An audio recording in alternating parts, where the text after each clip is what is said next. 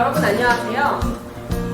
여러분이 아시다시피 경찰은 범인을 잡는 일도 하지만 여러분이 범죄로부터 안전한 학교 생활을 할 수 있도록 도와주고 보호하고 있습니다. 그래서 오늘은 경찰관들이 여러분에게 학교폭력, 디지털 성범죄, 소년범죄, 교통안전 등 4가지로 나누어 보다 즐겁고 안전한 학교 생활을 보낼 수 있는 방법을 알려드릴까 합니다.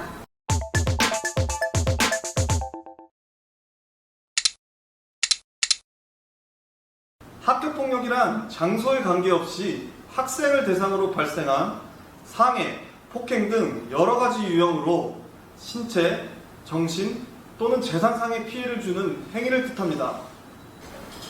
친구를 때리면 상처의 정도에 따라 폭행, 상해 등이 발생하고 신체적 피해를 입게 되죠.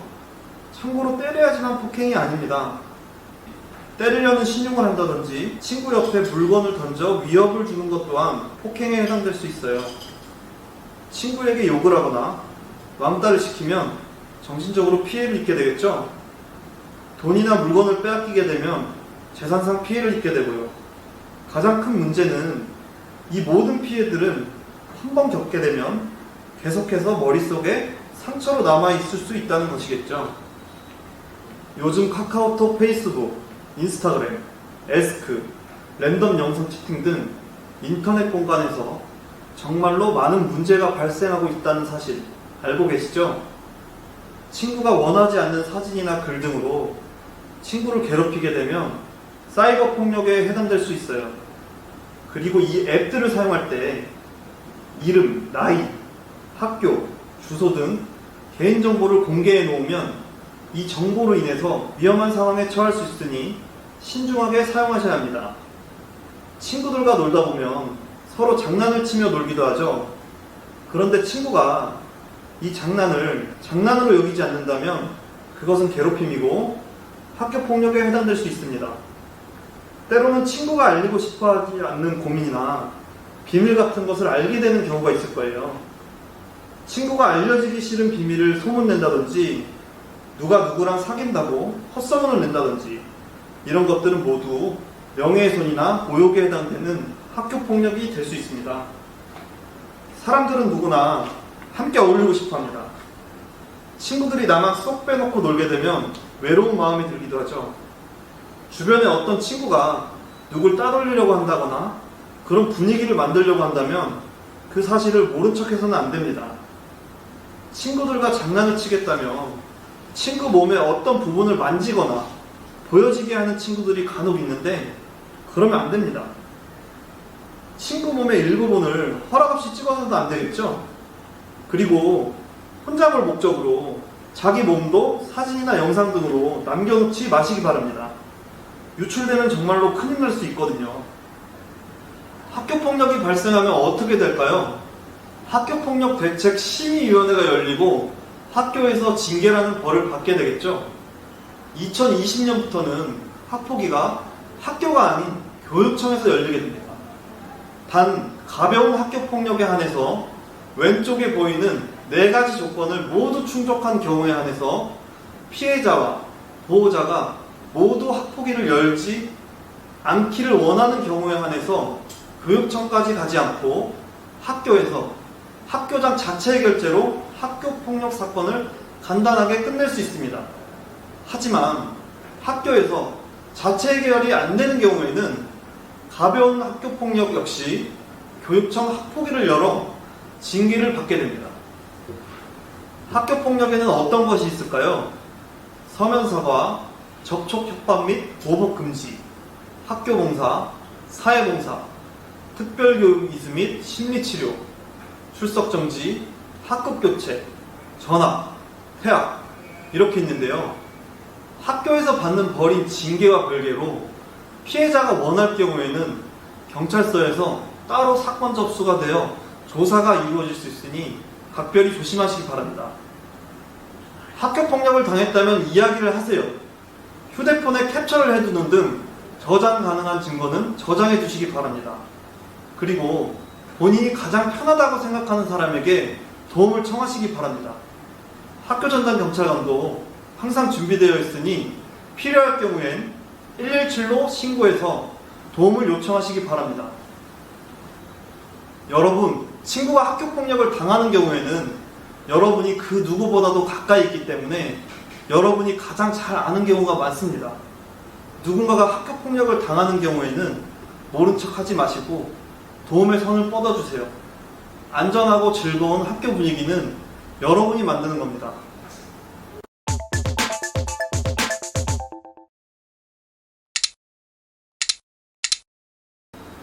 디지털 성범죄란 불법 촬영, 동의 없이 유포, 사진 합성, 성적으로 괴롭히는 행위, 인터넷 성매매 알선, 온캠피싱 등 사이버 공간에서의 성범죄를 모두 포괄하고 다양한 형태로 발생하는 범죄입니다. 디지털 성범죄의 유형으로는 크게 제작, 촬영, 유포, 소지, 저장, 시청으로 나눌 수 있고 성적인 표현을 다룬 이런 행위들은 처벌받을 수 있습니다. 디지털 성범죄의 피해자는 충격과 불안감을 갖게 되고 인터넷에 한번 피해 사실이 퍼질 경우에 완전히 지우기가 쉽지 않습니다. 피해가 생기면 반드시 빠르게 신고하시기 바랍니다. 허락 없이 남을 찍으면 안 된다고 했죠? 그런 행위로 경찰서에 오게 되면 카메라 등 이용 촬영죄로 처벌받게 됩니다. 나쁜 사람들이 아동 또는 청소년인 여러분을 이용해서 성적인 내용으로 만들어진 불법 촬영물을 아동 청소년 성착취물이라고 하는데요. 누군가에게 보여주기 싫은 자기 몸의 일부를 누군가가 촬영해서 달라고 요구한다면 절대 그 요구에 따라서는 안 됩니다. 아동 청소년 성착취물은 출연하는 아동이나 청소년의 허락을 받고 만들어도 불법이며 출연자가 실제로는 아동이나 청소년이 아닌 성인이더라도 너무 어리게 보여서 아동이나 청소년으로 착각을 일으킬 정도의 성인이 출연한다면 그것 또한 아동 청소년으로 만든 불법 촬영물로 간주하게 됩니다. 또 누구라도 아동 청소년 성착취물임을 알면서도 단순히 가지고 있거나 단순히 시청하는 경우에도 처벌받을 수 있습니다. 디지털 성범죄는 한번 퍼지게 되면 빠르게 전파되고 많은 이들에게 영향을 미치고 그 흔적을 완전히 지우기가 쉽지 않습니다. 이런 점을 유의하셔서 인터넷을 사용할 때에는 각별히 조심하시기 바랍니다.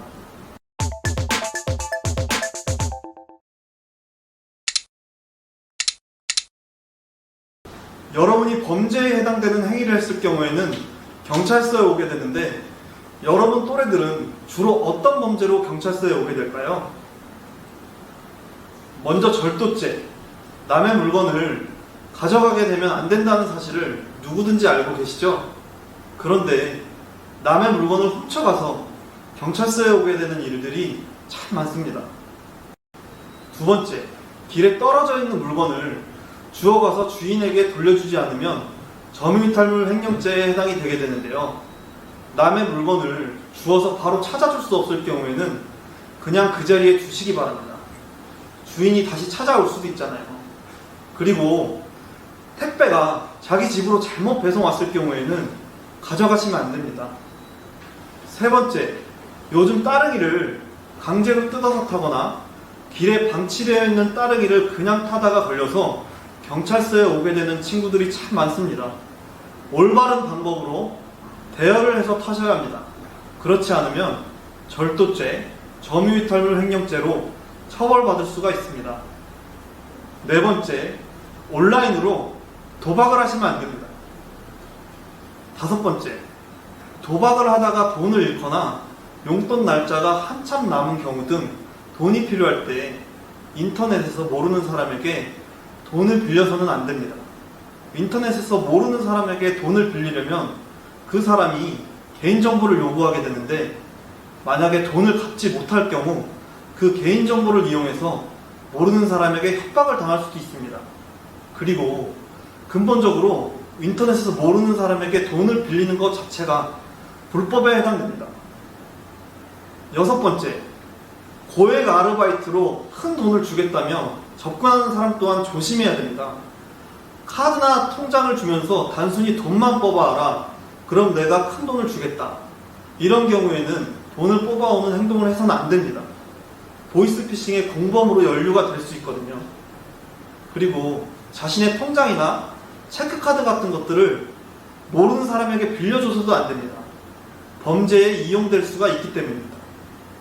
7번째, 담배나 술을 사기 위해서 자신의 신분증이 아닌 남의 신분증을 보여주면서 담배나 술을 구매하는 행위는 공문서 부정행사죄에 해당되게 됩니다. 그리고 신분증에 글씨를 고치는 행위 또한 처벌받게 됩니다. 애초에 담배나 술을 하면 안 되겠죠?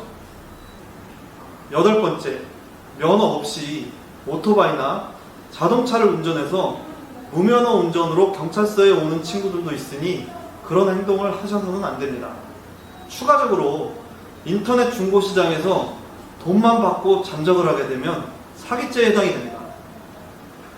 여러분, 범죄 행위를 하게 되면 나이에 따라 소년보호 처분이나 형사처분을 받을 수가 있습니다.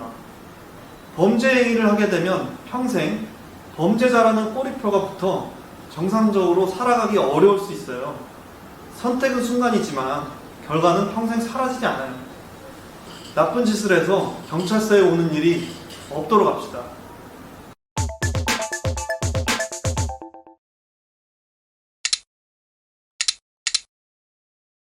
길을 다닐 때 우리 모두의 안전을 지킬 수 있는 몇 가지 교통안전 수칙에 대해서 알아보겠습니다.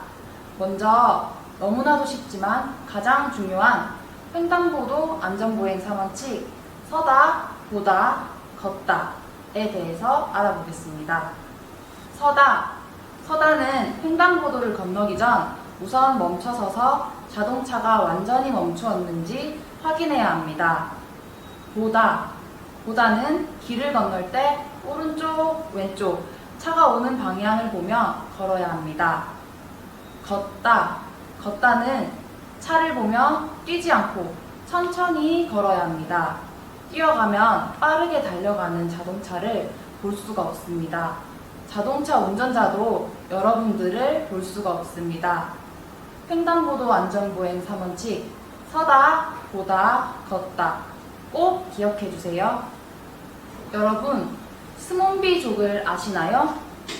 스마트폰 화면을 들여다보느라 길거리에서 고개를 숙이고 걷는 사람을 스몬비족이라고 합니다. 스마트폰과 좀비의 합성어이죠.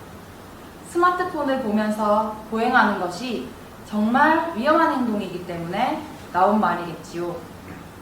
또한 이어폰을 꽂고 길을 걷는 것도 정말 위험한 행동이니 조심하여 주시기 바랍니다. 안전벨트, 안전수칙에 대해 알아보겠습니다.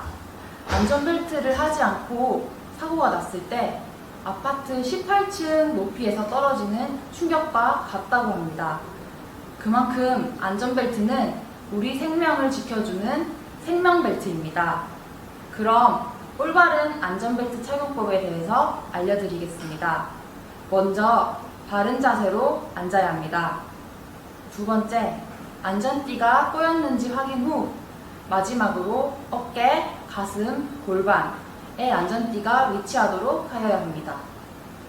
마지막으로 자전거 안전에 대해서 알아보겠습니다. 자전거를 탈 때는 안전모를 필수로 착용하여야 합니다. 또한 자전거는 차에 해당하기 때문에 인도와 횡단보도를 보행할 때는 자전거를 타지 않고 자전거에서 내려서 끌고 다녀야 합니다. 인도와 차도가 구분되어 있는 경우에는 인도가 아닌 차도의 우측 가장자리로 다녀야 합니다. 이 표지판은 자전거 전용 도로 표지판입니다. 이 표지판이 있으면 자전거가 통행하는 길이니 자전거를 타고 다녀도 됩니다. 이렇게 자전거 그림과 사람 그림이 선으로 구분되어 있으면 자전거와 사람은 같이 다닐 수 없는 길입니다. 하지만 이렇게 자전거 그림과 사람 그림이 함께 있으면 자전거와 사람이 같이 다녀도 되는 길이니 조심조심해서 부딪히지 않게 다녀야 합니다. 이 표지판은 자전거 횡단도입니다. 원래 횡단보도는 자전거에서 내려서 자전거를 끌고 건너야 하지만 이 표지판이 있으면 자전거를 타고 길을 건너도 됩니다. 자전거 횡단도는 이 사진과 같이 횡단보도 옆에 점선과 실선이 그어져 있습니다. 여러분, 오늘 학습한 교통안전수칙 꼭 지켜서 우리 모두의 안전을 지킬 수 있도록 합시다. 지금까지 즐겁고 안전한 학교 생활을 위한 방법을 알아봤습니다. 즐거운 우리 학교, 안전한 우리 영등포를 만들기 위해 우리 모두 함께 노력해 봅시다.